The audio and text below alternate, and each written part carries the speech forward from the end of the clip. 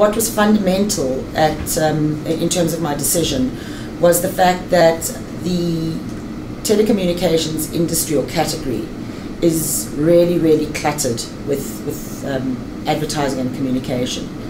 And our competitors, Vodacom and MTN, most certainly have a larger share of voice than we could ever wish to have at this point in time of the brand life cycle.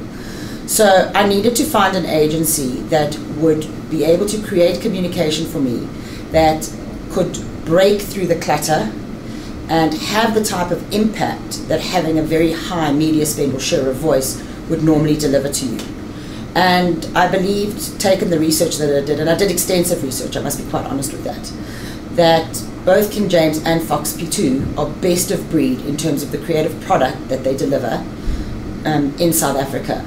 Not only is it highly, highly creative, but it's equally very, very strategic and delivers spot straight into the consumer's mindset. I decided from the get-go that I wanted two agencies, and my reasoning was as follows.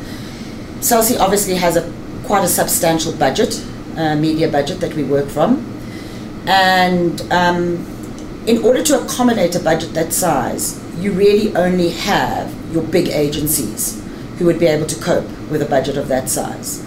And not only do a lot of those agencies already have competitor brands in them, but because they've been around for so long, they generally tend to, and I am generalizing here, they generally tend to get very involved in those big, well-established brands rather than small kind of startups. Now, I'm not for a minute suggesting that Cell C is a small startup, but what I am saying is, as a consequence of the rebranding, Cell C finds itself in a very different space and place.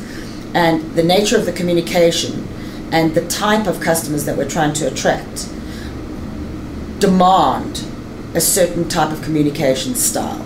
And I believe that the smaller or medium-sized agencies have managed to capitalize on this gap or this opportunity and have seized it with both hands and are creating incredible advertising.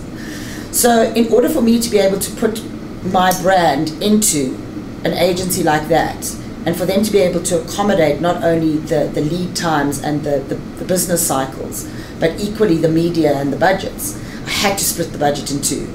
And so I was able to choose two medium-sized agencies as opposed to one very large agency.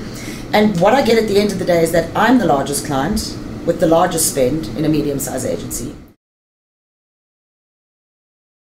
I haven't taken our portfolio, with that being retail, brand, campaign, and with specific view gone, right, one agency does all the business to business and one agency does all the campaign stuff, consumer stuff.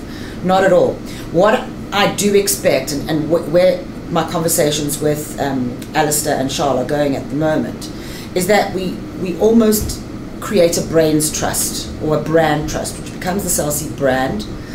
And the two agencies need to work extremely closely together to ensure that there's some sort of golden thread or philosophy or tonality that translates through any campaign that is developed, irrespective of which agency it's coming out from. And that's really what the agencies will be evaluated on in terms of their success. So right now, taking the fact that we've got two agencies and they're resourced at a certain scope of work, the divvying up or dividing up of the work, and right now it's only the campaign and brand work. We have an internal DTP unit that does all our retail communication. The work will literally be divided up relative to who's got capacity and who hasn't got capacity.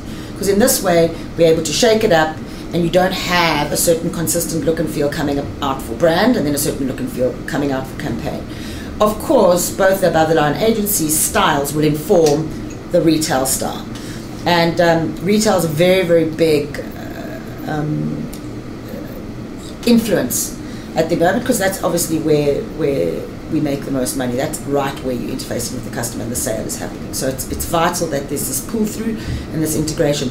Even more so because we've got a digital agency in terms of Trigger, and we've got a direct marketing or CRM agency in the form of Prima Plus.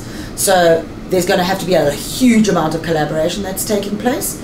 And I think it'll be very interesting to see how the admin put their egos in their back pockets and work for the betterment of the brand and the business rather than for the betterment of their own big egos.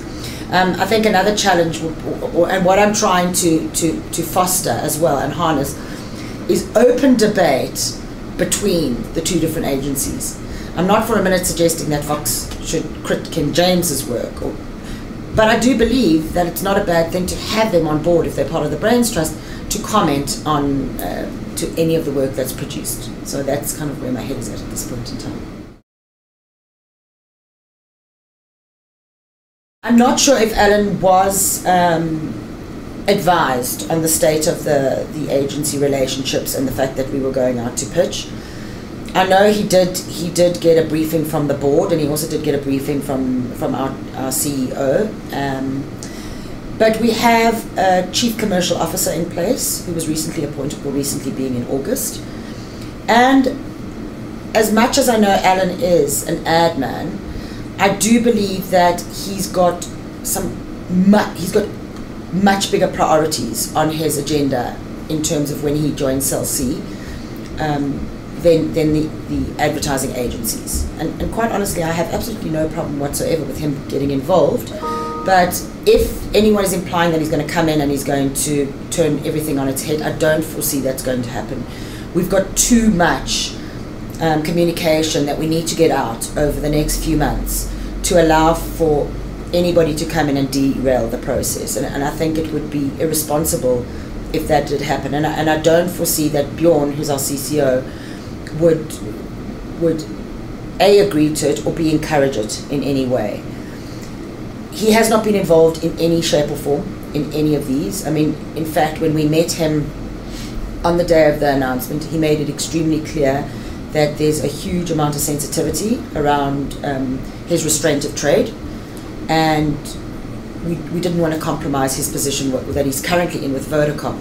So I'm quite sure on the 1st of April, when he joins us officially, he will want to know the status quo and want to meet the agencies, and I guess that's what's going to happen. But we've got a network to build. We've got an IT platform that needs to be established. And for this year, I really think that those are going to be his two priorities as opposed to the actual ad agencies.